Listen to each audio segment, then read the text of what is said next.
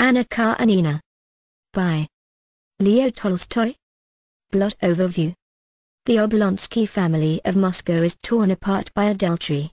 Dolly Oblonskaya has caught her husband, Stiva, having an affair with their children's former governess, and threatens to leave him. Stiva is somewhat remorseful but mostly dazed and uncomprehending. Stiva's sister, Anna Karenina, wife of the St. Petersburg government official Karenin, arrives at the Oblonskys to mediate. Eventually, Anna is able to bring Stiva and Dolly to a reconciliation. Meanwhile, Dolly's younger sister, Kitty, is courted by two suitors, Konstantin Levin, an awkward landowner, and Alexei Vronsky, a dashing military man. Kitty turns down Levin in favor of Vronsky, but not long after, Vronsky meets Anna Karenina and falls in love with her instead of Kitty. The devastated Kitty falls ill. Levin, depressed after having been rejected by Kitty, withdraws to his estate in the country. Anna returns to St. Petersburg, reflecting on her infatuation with Vronsky, but when she arrives home she dismisses it as a fleeting crush. Vronsky, however, follows Anna to St. Petersburg, and their mutual attraction intensifies as Anna begins to mix with the free-thinking social set of Vronsky's cousin Betsy Tverskaya. At a party, Anna implores Vronsky to ask Kitty's forgiveness. In response, he tells Anna that he loves her. Karenin goes home from the party alone, sensing that something is amiss. He speaks to Anna later that night about his suspicions regarding her and Vronsky, but she curtly dismisses his concerns. Some time later, Vronsky participates in a military officer's horse race. Though an accomplished horseman, he makes an error during the race, inadvertently breaking his horse's back. Karenin notices his wife's intense interest in Vronsky during the race. He confronts Anna afterward, and she candidly admits to Karenin that she is having an affair and that she loves Vronsky. Karenin is stunned. Kitty, meanwhile, attempts to recover her health at a spa in Germany, where she meets a pious Russian woman and her do-gooder protégé, Vanka.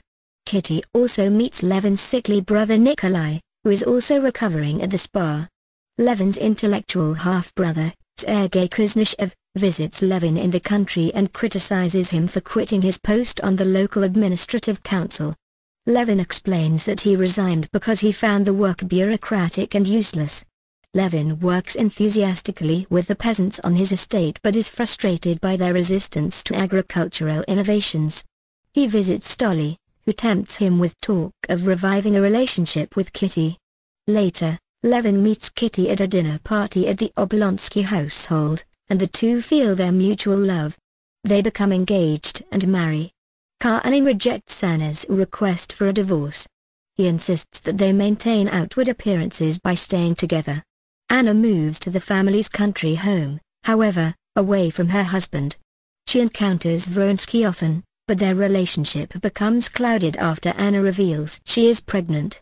Vronsky considers resigning his military post, but his old ambitions prevent him.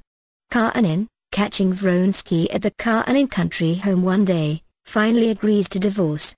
Anna, in her childbirth agony, begs for Karenin's forgiveness, and he suddenly grants it. He leaves the divorce decision in her hands, but she resents his generosity and does not ask for a divorce. Instead, Anna and Vronsky go to Italy, where they lead a nameless existence.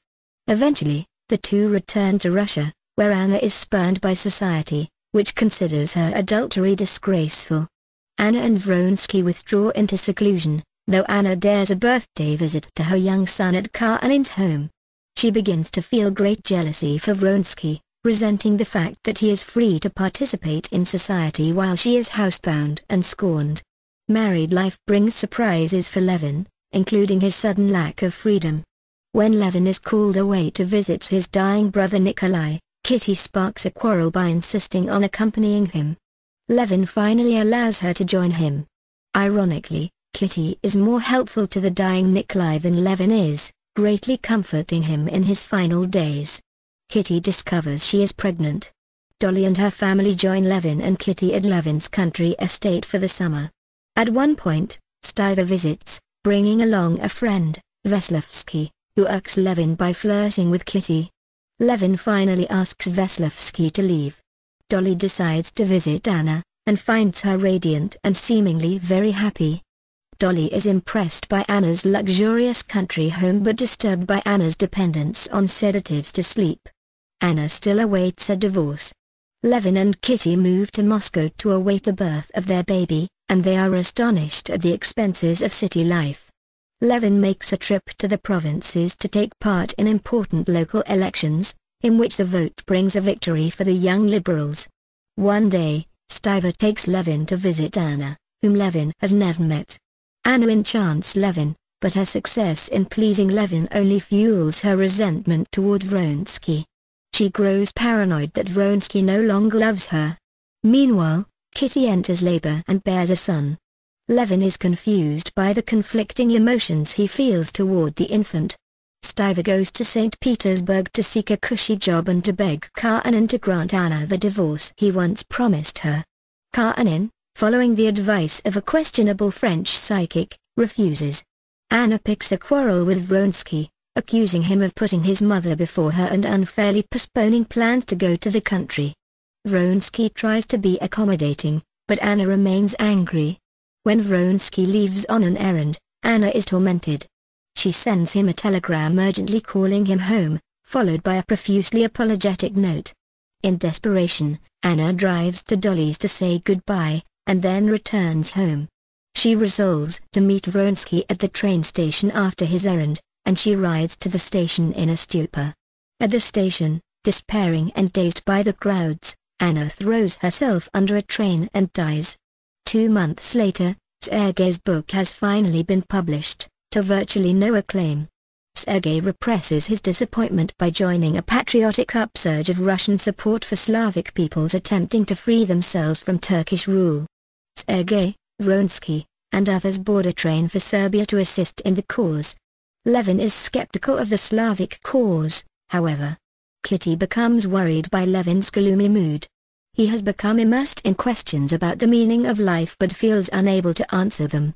One day, however, a peasant remarks to Levin that the point of life is not to fill one's belly but to serve God and goodness. Levin receives this advice as gospel, and his life is suddenly transformed by faith. Later that day, Levin, Dolly, and Dolly's children seek shelter from a sudden, violent thunderstorm, only to discover that Kitty and Levin's young son are still outside. Levin runs to the woods and sees a huge oak felled by lightning.